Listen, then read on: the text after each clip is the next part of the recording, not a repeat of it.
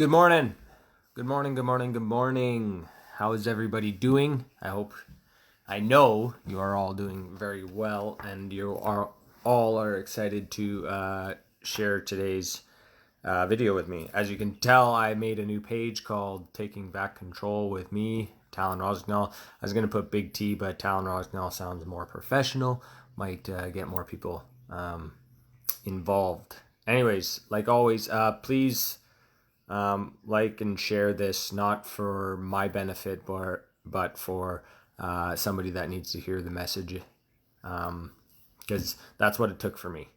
It took somebody to go through things that I unconsciously knew that I was doing, but now that I'm conscious and aware of what I am doing, things have just turned around. And not that things were at all bad at any point in time, but my overall outlook, my overall attitude, my overall thought process on everything that is happening in my life has changed. So here we are. Yesterday we broke down effect. We were on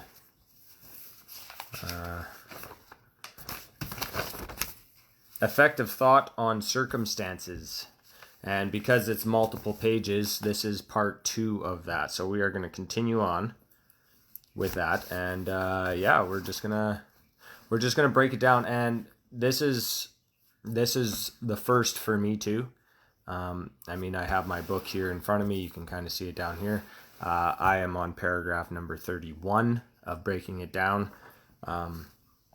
And this just helps me to understand it better and grasp the concept even more than I already do now. So that's why I'm sharing this with you guys, and we're kind of going through it that way, because people can read a book and do they, have they grasped anything? Did anything stick? And sometimes people need it to be broken down, and whether whatever their I'm not even going to go there. I don't need to say it. But anyways, I'm here to help you guys with this. If you don't have the book, I'm reading it for you anyways. So it's very good, but I suggest you get the book, you read it, and then just talk about it all the time. So let's continue on. So this is Effect on Circumstances, page 2. The outer world of circumstances shapes itself to the inner world of thought, and both pleasant and unpleasant external conditions are factors which make for the ultimate good of the individual. As the reaper of his own harvest, man learns both of suffering and bliss. Okay, so let's go back to my notes.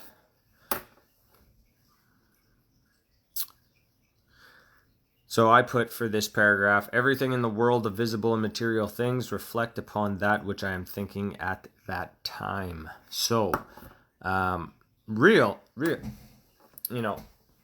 what you need to do is you need to dig, you need to go back and, just kind of connect some certain situations or circumstances that you have gone through and what you were thinking at the time. Like, I'll give you, for instance, how me and Susie.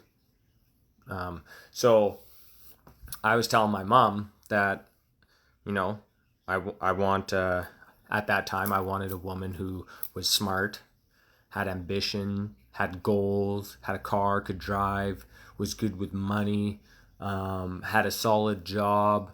And sure enough, 2 weeks later, my wife Susie, her name's Susan, but I call her Susie, she started at Kohler. And then when she saw me, I asked her too. When she saw me, she said that she was going to marry me and that she thought about me every day. And here we are, married. 10 years. 10 years married. And it's fantastic. It's fantastic. So that was a mutual, I guess you could call it a want, or a circumstance where my thoughts and her thoughts came together and concluded that we need to be together, and we are. So that's kind of what you need to do. You kind of need to go back and think of certain situations of something. It could be anything. Like, for instance, I've done it with my truck. I've done it with my motorcycle. I've done it with even the dogs that I have, my children. My daughter Illyria, she has curly hair and semi-green eyes, and the whole time me and Susie were talking about having kids, Susie was saying that she wants a daughter with curly hair and green eyes, and she has a daughter with curly hair and semi-green eyes. Now, you can think that that's luck, but it's not. It's not luck. There's no such thing. There's no such thing as luck. There's no outside circumstances for the situations and experiences that you experience. So think about that. So as reaper of his own harvest, man learns both of suffering and bliss. So that's basically telling you, what are you choosing to think about? Because if you're thinking about good things and things that get you excited and things that, get you moving and productive and whatever else, you're going to experience bliss.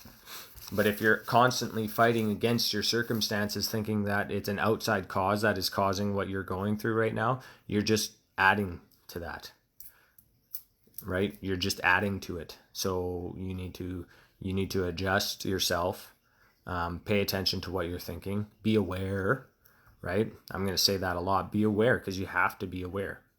And certain situations are gonna tempt you to go back, because your brain picks up patterns, right? Your brain picks up patterns. And for instance, like the route you drive to work, do you drive the same route every time? Because your brain subconsciously tells you, okay, well, you're going to turn here. Hey, Cam. Good morning, buddy. Welcome to Taking Back Control. You did a fantastic job on your truck. That's an amazing truck. If I had to drive a Ford, I would be driving what you're driving right now. That's amazing. You did a good job on your truck. I'm an amazing painter, so, I have my own sweet paint gun. But let's not veer off topic too much. Thank you for joining me, Cam.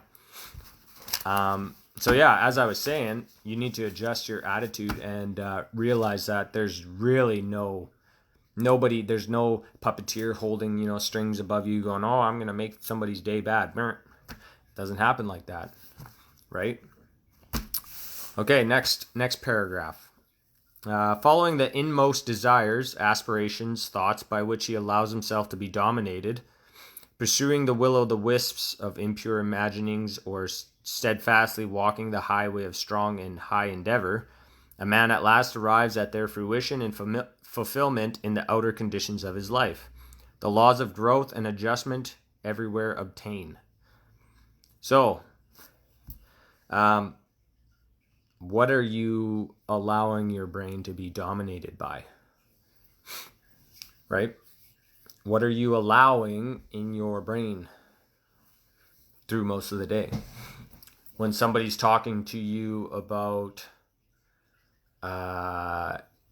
let's just say, negative issues, let's just say, something that you might not want to hear, or whatever, but it depends on how aware you are. Because, I am fully aware now. So when I talk to somebody and they're talking to me about something that can affect my thought process, I have my guard up. And that's not in a bad way. I mean, I'm not going to not have a conversation with you. I will talk to you about anything you want to talk about. But I'm solution-based now.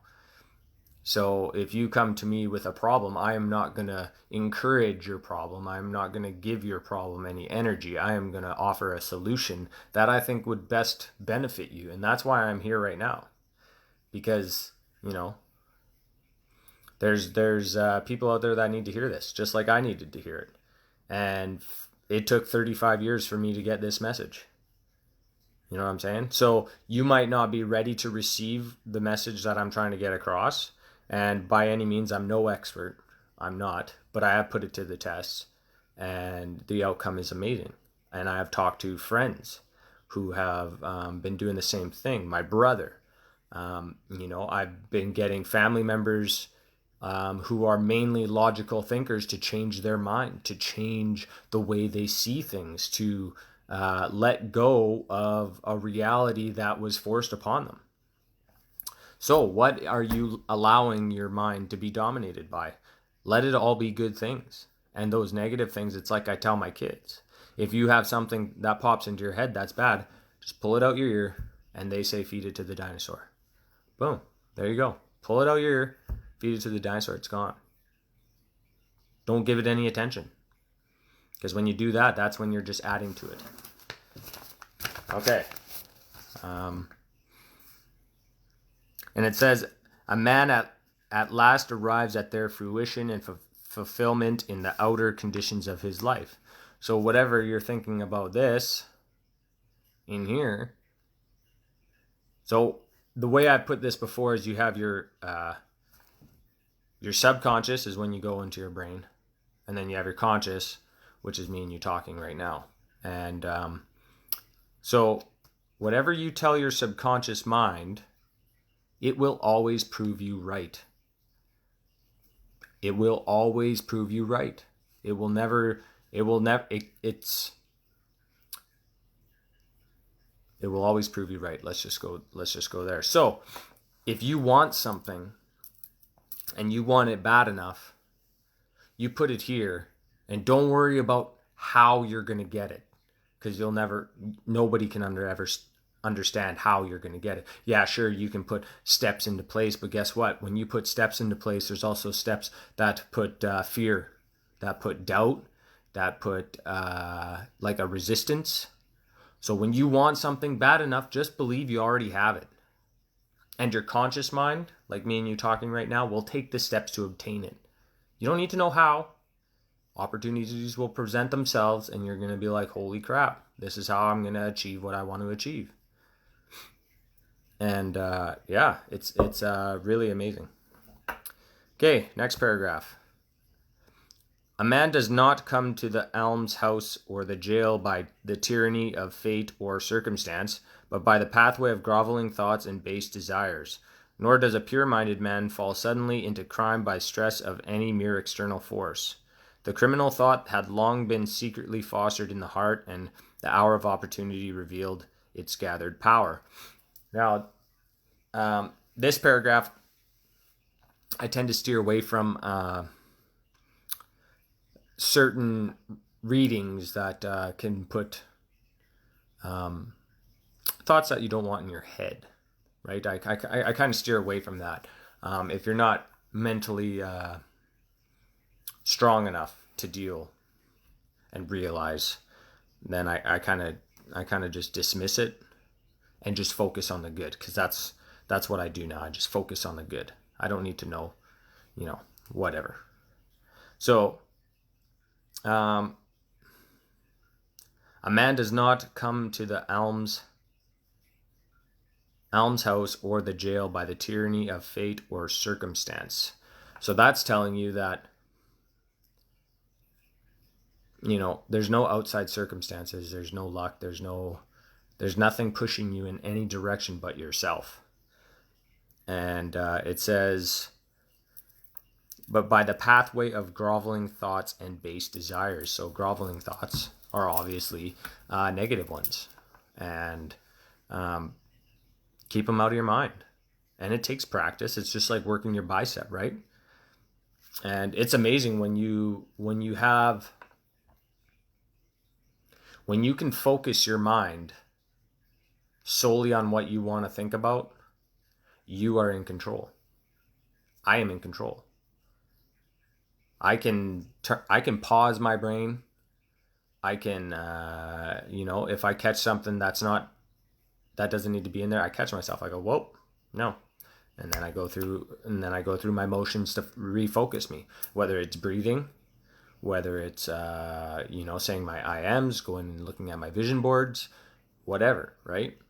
And I'm going to give you a little story here about the mind. So I've been putting this to the test. So I have a black band downstairs, and I do black band. I call them bench press, but chest exercises. So I do black band chest exercises. And so before I started this, I was like, you know what? Let's test this out. So I started doing just regular bench with the band, and I got to 50. And my mind was like, you're done. And I said, no, I'm not done. I'm going to 100. And I got to 100. I did. It was awesome. I was like, hell yeah, I got to 100. I did that. I chose to do that. I didn't let my subconscious mind tell me when I was done, because I put a post today on the page saying the only limits in life are the ones that you put on yourself. So subconsciously, I told myself that 50 was my limit. Well, guess what? The other day I did 200. I did 100 like this. As soon as I got to 100, I held it, and then I'm like, well, I'm going to do 100 more, and I switched my position, and then I busted out 100 regular bench. And if you want a video of me doing it, I will show you. I have no problem with that. It's mind over matter. And I have another good story about this. I know I'm veering off the topic of the book, but it's all related. So I was telling a friend of mine at school, and he was talking to his son, and his son was like, Dad, I'm going to do 200 push-ups. And he's like, all right, 200 push-ups. Let's go. Let's get it. So his son attempts his first attempt. He did 12. Okay.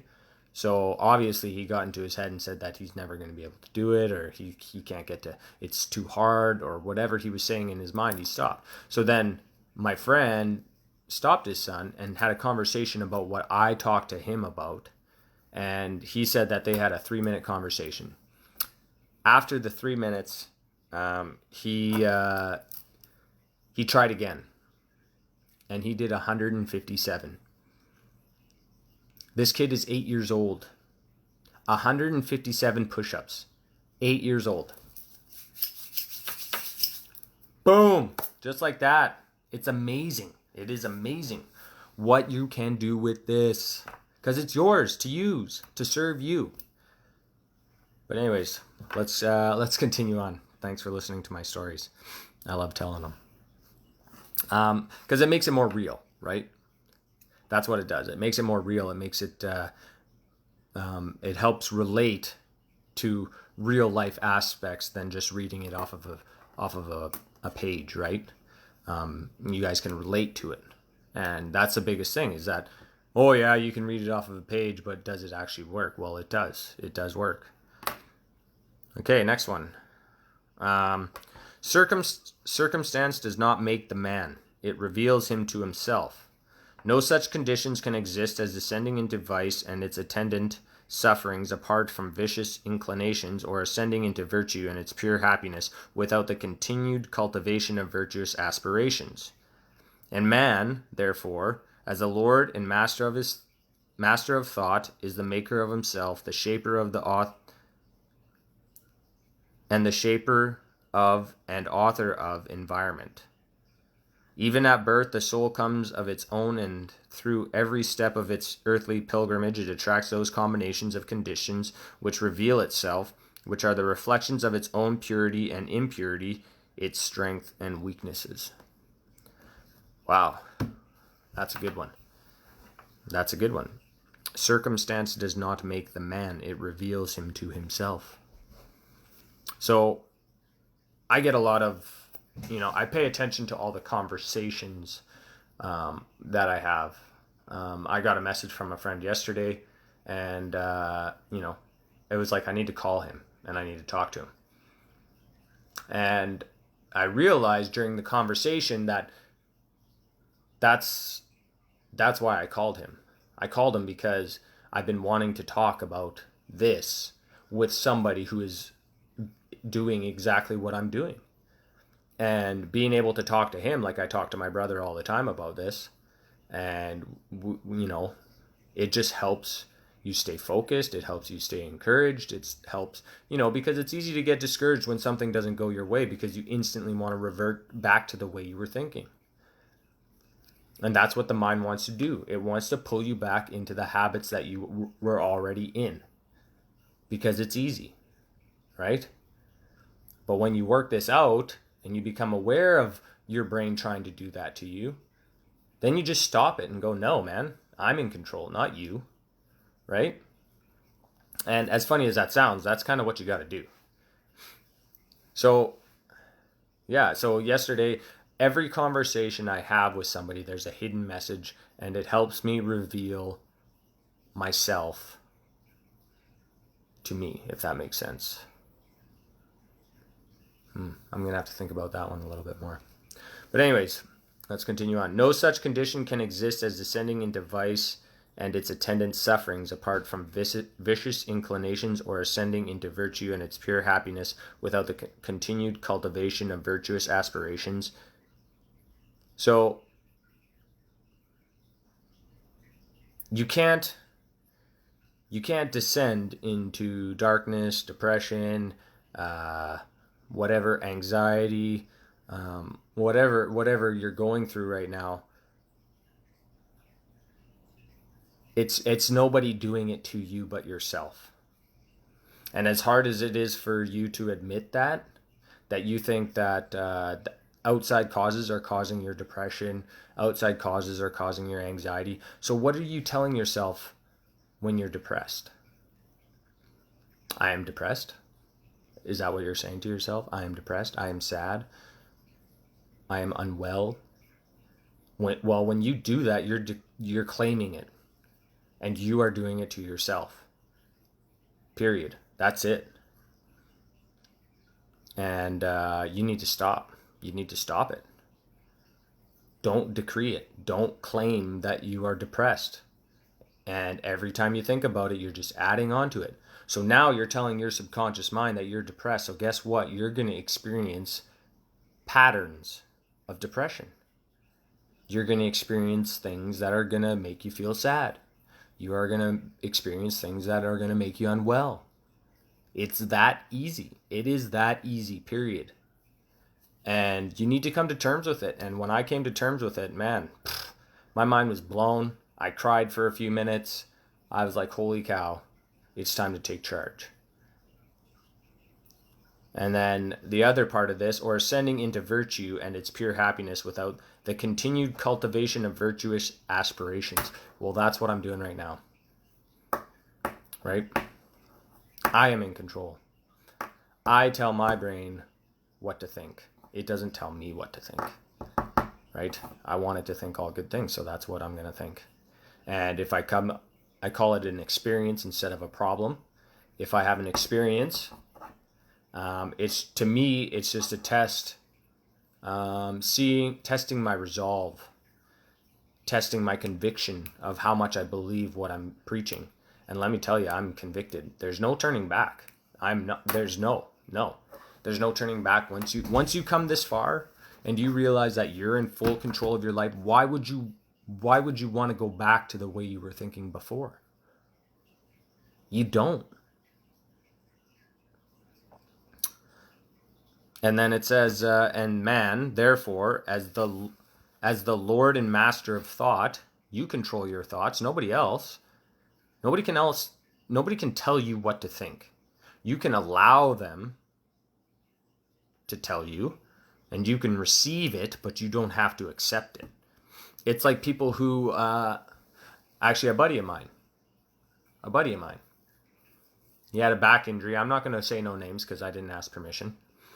But he had a back injury, and, the doctors told him that he's never going to be able to go to the gym again.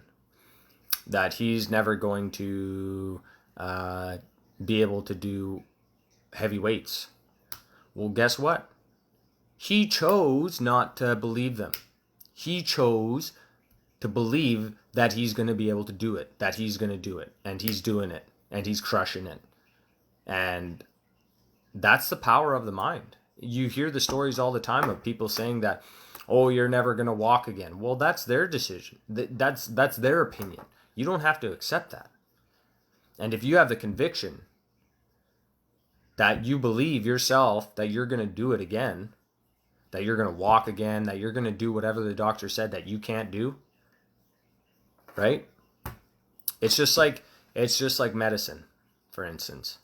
You go to the doctor, you're feeling unwell, and the doctor just says, take this pill, it'll make you feel better. So what are you thinking when you take that pill? This little pill is going to make me feel better. So as soon as you take that pill, it's like, oh, great, I'm going to feel better. I'm going to feel better. I am feeling better. I am. Right? Do you need to take that pill? Now, I'm not going to go there because I'm not a healthcare practitioner. I am not certified to give any type of health information. So that's a disclaimer. Okay? Let's continue on. Is the maker of himself and the shaper of and author of environment. So, picture your life as a movie. What do you want to happen in your life? Can be anything. Write your script. Do you want to be depressed? Do you want to have anxiety? Do you want to experience living paycheck to paycheck? Do you want to experience, or do you want to experience being wealthy, being healthy, being calm, being peace, being loved, being loyal, being success, being confidence, right? You build your character. You shape your environment. You make your life what you want it to be with this.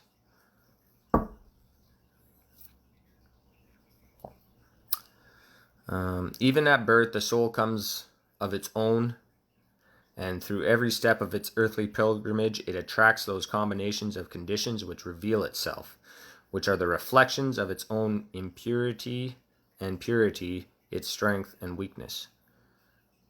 So think properly, experience it.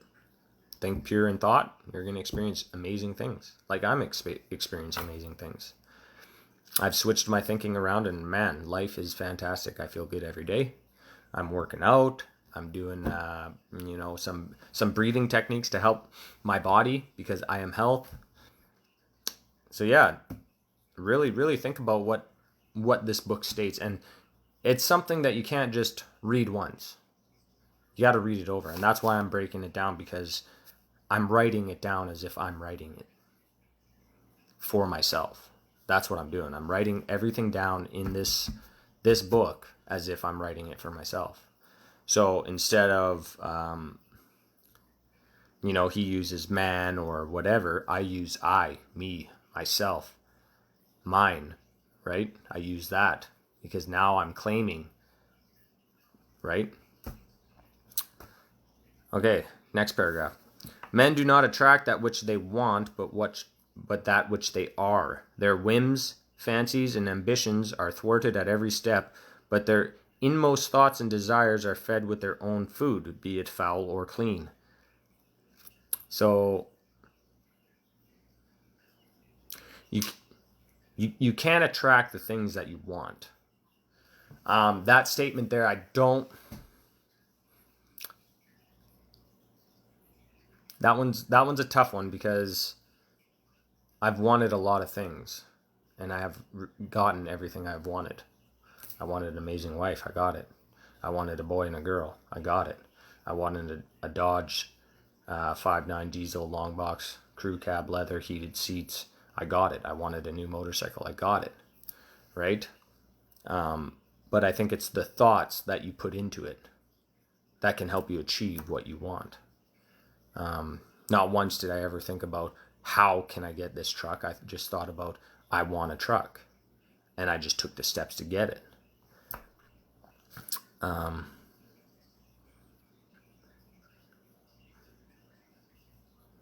So you have to watch what you're thinking and what you're feeding it with, because feelings is the food for thought, right?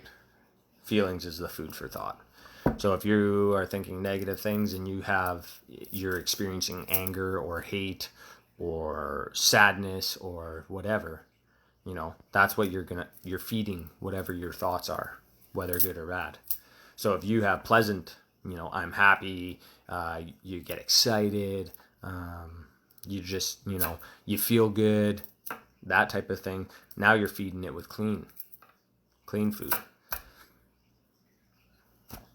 Man is manacled only by himself.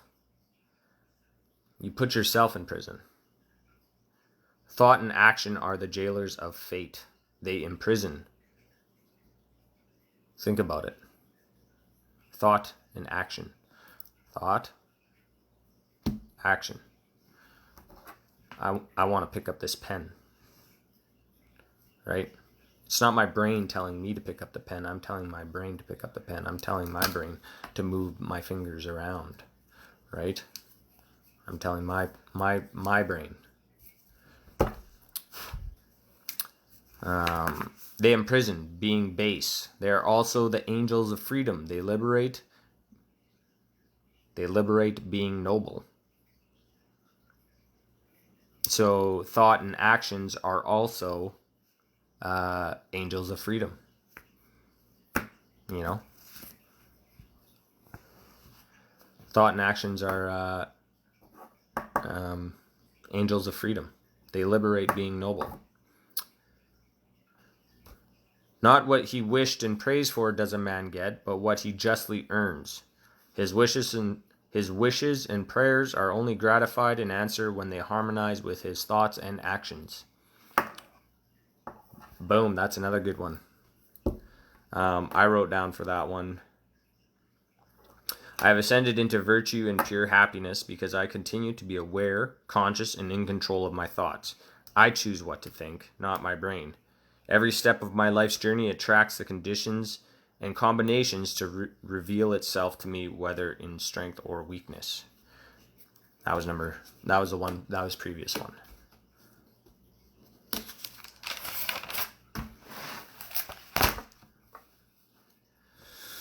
Okay, so yeah, paragraph number 23. I put, my inmost thoughts and desires are fed with the best food, clean and pure. I control my freedom by liberating my thoughts and by being noble.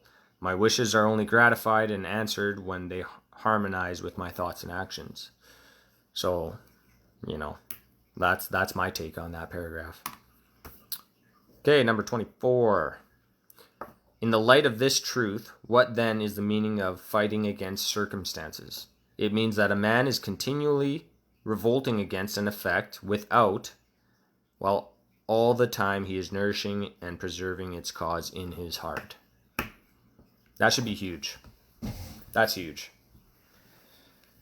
That's a huge one right there.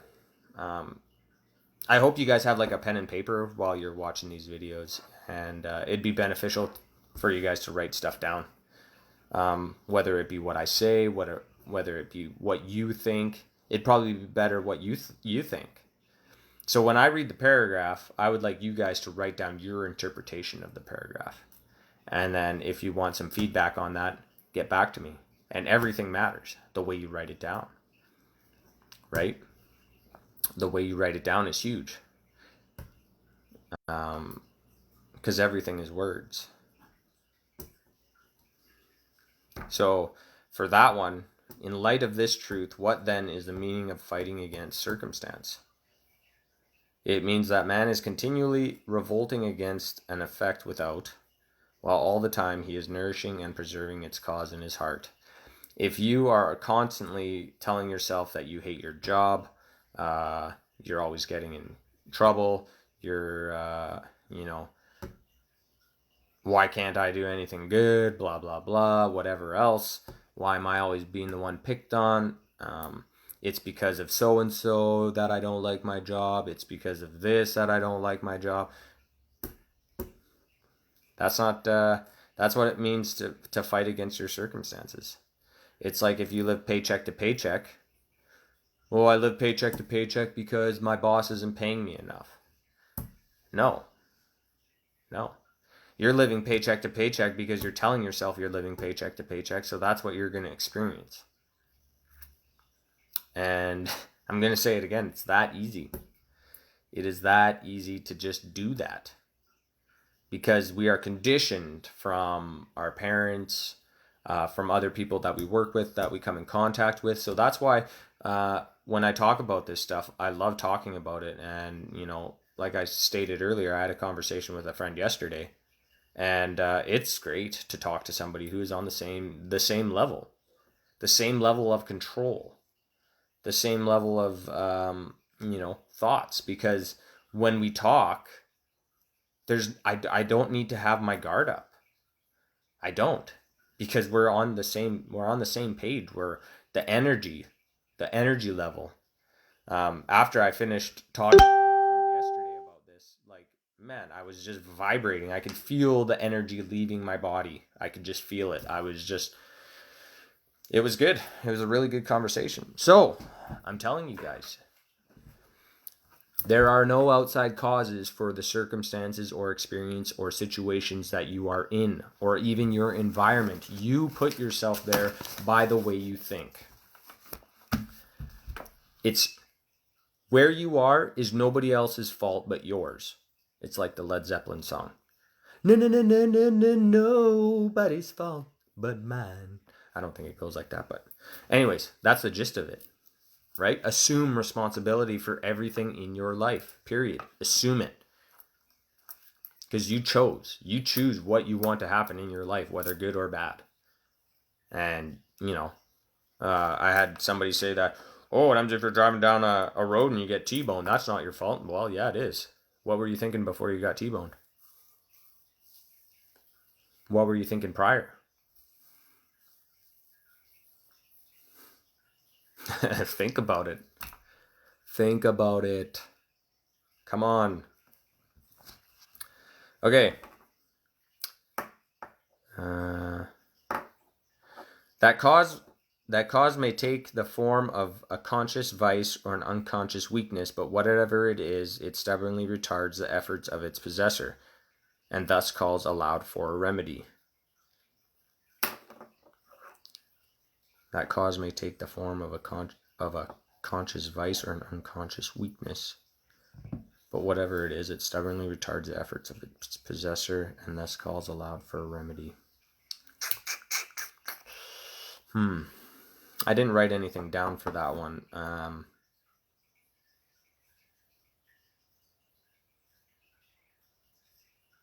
I think that just refers back to what I was saying, that you have to change. You have to change it, and that's the remedy. That's the remedy, is you gotta acknowledge what you're doing. Become conscious of what you're doing. Become aware of what you're doing, and then change. You are capable of change.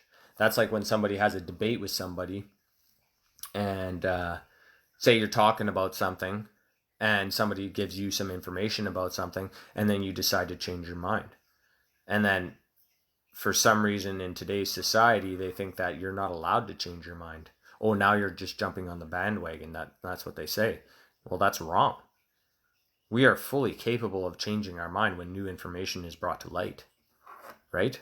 Why not? Why do we have there's nothing saying that we have to stay the same our whole lives. You don't. You choose whether you want to stay the same or not.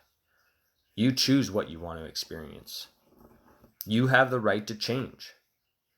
And that comes down to also like past experience. Oh, well, you used to do this. Well, used to. I don't anymore. Right?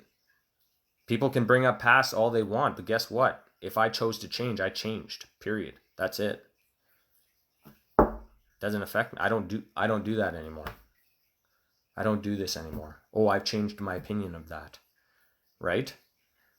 And you are allowed to do that. For good or for the bad. Men are anxious to improve their circumstances, but are unwilling to improve themselves. Bam! Another huge one. Write that one down. Men are anxious to improve their circumstances, but are unwilling to improve themselves. And just to let you know, for anybody, when they say men, it's also women. Okay? So whatever your gender is, change the word to that, because this book was written a long time ago. And so that's a huge one. So men are anxious to improve their circumstances, but are unwilling to improve themselves. So you want better conditions of living, you want better, you want a better paying job, you want to, whatever else, but you're unwilling to work on yourself. You're unwilling to improve yourself to achieve what you want to achieve. That should be huge. That is huge. Write this one down. Men are anxious to improve their circumstances but are unwilling to improve themselves. They therefore remain bound. The man who does not shrink from self-crucifixion can never fail to accomplish the objective upon which his heart is set.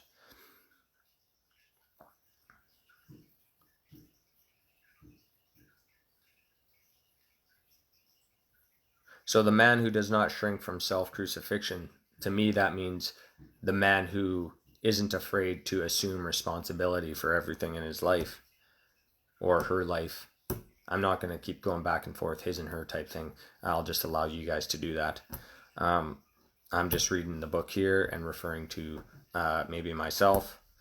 But yeah, so the man who does not shrink from self-crucifixion can never fail to accomplish the object upon which his heart is set. So if you're not afraid of assuming responsibility, then you will never fail in accomplishing what your heart is set upon. This is as true of earthly as of heavenly things. Even the man whose sole object is to acquire wealth must be prepared to make great personal sacrifices before he can accomplish his object. And how much more so he would realize a strong and well-poised life. So making sacrifices is just making change. I know a lot of people don't like sacrifice because of what the word could possibly mean to them, but in order to make change, you have to cut certain things out of your life. And if you're on the path towards good, then those things that you're cutting out of your life probably weren't good for you to begin with. But that's just my take on it. For that paragraph, number 26, I put, I have improved myself and I have accomplished the object which my heart is set upon. And then I have all my I ams written down there. Because those are my objectives. Those are my goals. And when you have goals, you give yourself meaning or purpose for your life. If you have no goals, then you're kind of wondering what you're doing in life. If that makes sense. Like, one of my goals is to help people, and I am doing that by doing this. And this isn't the only book I'm going to do. I'll do the book At Your Command. I have another book upstairs that I want to do. I have 2 more books upstairs that I want to do. I have some friends sharing knowledge with me that I want to share too. So I have a lot. And I mean, I would love to just have conversations with you guys about anything. Let's just talk. And when I talk to certain people, I can point out how they're speaking that works against them instead of with them. And that comes down to just training yourself. You got to train your mind to think properly, to talk properly, the way you project yourself, the way you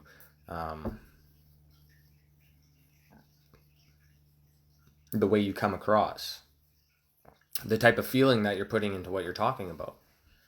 Is it good? Is it bad? Now, this refers back to, 12,000 to 60,000 thoughts a day. 80% are negative, 95% are repetitive. If you are going to talk to somebody, what do you think you're going to talk about? Are you think you're going to talk about something good? And I experienced this yesterday. I had a conversation with a fellow, and instantly it was something bad. It was an experience that he's going through that he has to work through. But, so as soon as he started talking about said situation, I put my guard up. I continued the conversation with him, but I did not give the situation any energy. I did not go along with said situation. I let him do his talking. I listened, which is amazing. Like when you come to this, you really listen to people. You don't just, and I'm still working on that. I find that I have a thought come into my mind and I need to get it out. So I just want to cut the person off. And I've been working on that and I have gotten better. So, yeah, so listening now is huge.